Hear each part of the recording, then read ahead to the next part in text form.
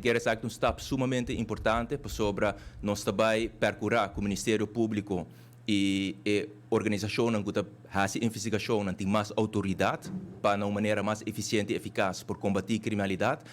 Mas no mesmo momento também nós garantir mais direito para detenido e mais direito para vítima.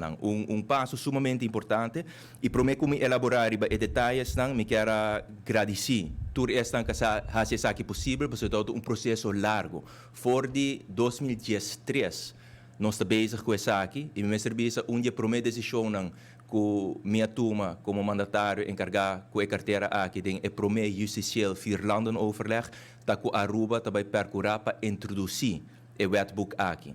Sobre é sumamente importante e me por anunciar também que nós é prometo um reino que também introduzir isso aqui.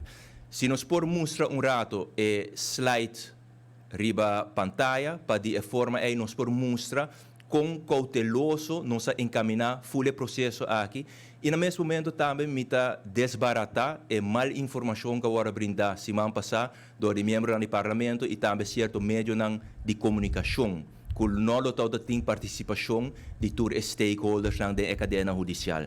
Maneira você por na primeira step que nós atuma está de ser acordo com a senhora Monique Moss para trazer plano van aanpak para nós. Monique Moss é a senhora encarregada que é parte do wetboek van strafvordering na Holanda e é atrás plano van aanpak para nós com nós vamos introduzir isso aqui.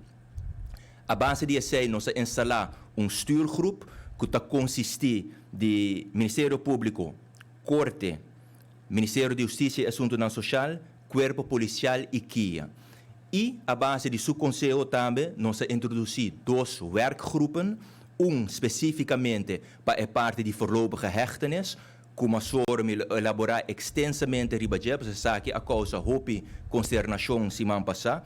O werkgroep de voorlopige hechtenis dat consiste de Ministério Público, Corte, Corpo Policial de Aruba, Ministério de Justiça e Assuntos Social, Reclassering, Departamento de Assuntos Social, KIA, Landsrecherche, Koninklijke Marechaussee, CEA e por último, pero seguro não, é o menos importante, me também elaborar extensamente ribesaki também masoro, Orde van Advocaten.